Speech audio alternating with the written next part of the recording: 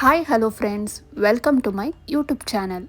ಇವತ್ತಿನ ನನ್ನ ಲಾಗ್ ಬಂದು ಕುಕ್ಕೆ ಸುಬ್ರಹ್ಮಣ್ಯ ಸ್ವಾಮಿ ಟೆಂಪಲ್ ಸರ್ಪ ಸಂಸ್ಕಾರದ ಬಗ್ಗೆ. ಫ್ಯಾಮಿಲಿ ಎಲ್ಲ ನಾವು ಮೇನಲ್ಲೇ ಕುಕ್ಕೆ ಸುಬ್ರಹ್ಮಣ್ಯ ಹೋಗೋಣ ಅಂತ ಪ್ಲ್ಯಾನ್ ಮಾಡ್ಕೊಂಡಿದ್ವಿ. ನಾವು 1ನೇ ತಾರೀಕೆ ಅಲ್ಲಿರಬೇಕಾಗಿತ್ತು.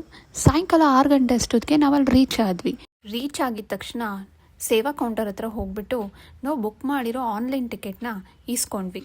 ಅದಾದಮೇಲೆ ದೇವಸ್ಥಾನದ ಪಕ್ಕದಲ್ಲೇ ಇರೋವಂಥ ಅನುಗ್ರಹ ಲಾಡ್ಜ್ನ ನಾವು ಬುಕ್ ಮಾಡ್ಕೊಂಡಿದ್ವಿ.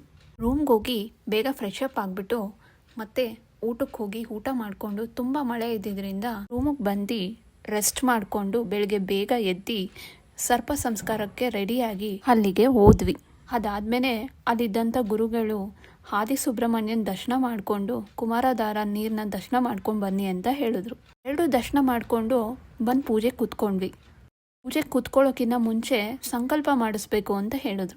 ನಮ್ಮನ್ನು ಅಲ್ಲೇ ಪಕ್ಕದಲ್ಲಿದ್ದಂಥ ಗುರುಗಳು ಸಂಕಲ್ಪ ಆದಮೇಲೆ ನಮ್ಮನ್ನು ಸರ್ಪ ಸಂಸ್ಕಾರ ಪೂಜೆಗೆ ಕೂಡಿಸಿದ್ರು. ಅಲ್ಲಿದ್ದಂಥ ಗುರುಗಳು ಸರ್ಪ ಸಂಸ್ಕಾರದ ಬಗ್ಗೆ ನಮಗೆ ತಿಳಿಸಿದ್ರು. ಯಾರಿಗೆ ರಾಹುಕೇತು ದೋಷ, ಕಾಳಸರ್ಪ ದೋಷ, ನಾಗದೋಷ ಇರುತ್ತೋ ಅವರು ಈ ಪೂಜೆನ ಮಾಡಿಸ್ತಾರೆ ಅಂತ. ಮತ್ತು ಯಾರು ಅವನ್ನ ಸಾಯಿಸಿರ್ತಾರೆ ಮತ್ತು ಯಾರು ಅವನ್ನ ತೊಂದರೆ ಕೊಟ್ಟಿರ್ತಾರೆ ಇದನ್ನು ಮಾಡಿಸೋದ್ರಿಂದ ತುಂಬ ಒಳ್ಳೆಯದಾಗತ್ತೆ ಅಂತ ಹೇಳ್ತಾಯಿದ್ರು. ಇಲ್ಲಿ 2 ಹಾವನ್ನ ಮಾಡಿರ್ತಾರೆ, ಹಾಗೆ 2 ಮೊಟ್ಟೆ ಸಹ. ಒಂದು ಹಾವನ್ನ ಬಟ್ಟೆನಲ್ಲಿ ಸುತ್ತಿ ತೊಗೊಂಡೋಗಿ ಹೋಮಕ್ಕೆ ಹಾಕ್ತಾರೆ, ಅದಕ್ಕೆ ಶಾಂತಿ ಸಿಗಲಿ ಅಂತ. ಇನ್ನೊಂದು ಹಾವನ್ನ ಮತ್ತೆ ಅದ್ರ ಮೊಟ್ಟೆನ ತೊಗೊಂಡೋಗಿ ಮರದ ಹತ್ರ ಇಡ್ತಾರೆ, ಅದ್ರ ಸಂತತಿ ಬೆಳೀಲಿ ಅಂತ. ಇದೆಲ್ಲ ಆದಮೇಲೆ ನಾವು ಮತ್ತೆ ರೂಮ್ಗೆ ಹೋಗಿ ಸ್ನಾನ ಮಾಡಿಕೊಂಡು ಮತ್ತೆ ನಾವು ಊಟಕ್ಕೆ ಹೋಗ್ಬೇಕಾಗುತ್ತೆ. ಇದಾದಮೇಲೆ ನಾವು ಎಲ್ಲೂ ಹೋಗಂಗಿಲ್ಲ, ದೇವಸ್ಥಾನಕ್ಕೂ ಸಹ. ನಾವು ಸಾಯಂಕಾಲ 7 ಗಂಟೆಗೆಲ್ಲ ಹೋಗಿ ಊಟ ಮಾಡಿಕೊಂಡು ಬರಬೇಕು, ಬೇರೆ ಏನೂ ತಿನ್ನಂಗಿಲ್ಲ. ಮತ್ತು ನಾವು ಬೆಳಗ್ಗೆ 5:15ಗೆಲ್ಲ ನಾವು ಎಲ್ಲಿ ಪೂಜೆ ಮಾಡಿಸಿದ್ವೋ ಅಲ್ಲೇ ಹೋಗಬೇಕು. ಮತ್ತೆ ಅದೇ ಜಾಗದಲ್ಲೇ ಒಂದು ಹಾವಿನ ಚಿತ್ರನ ಬಿಡಿಸಿರ್ತಾರೆ. ಆ ಹಾವಿನ ಚಿತ್ರದ ಹತ್ರ ಪಿಂಡನ ಅರ್ಪಣೆ ಮಾಡ್ತಾರೆ.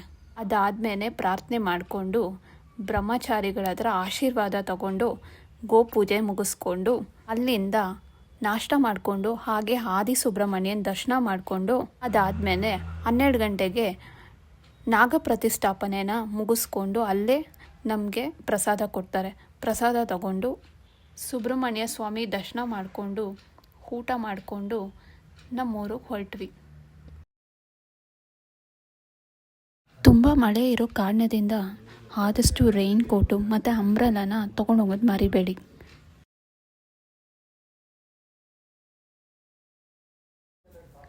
ಇಂದಿಗೆ ನನ್ನ ವಿಡಿಯೋ ನಿಮ್ಗೆ ಇಷ್ಟ ಆಗಿದರೆ ಲೈಕ್ ಮಾಡಿ, ಶೇರ್ ಮಾಡಿ, ಸಬ್ಸ್ಕ್ರೈಬ್ ಮಾಡಿ.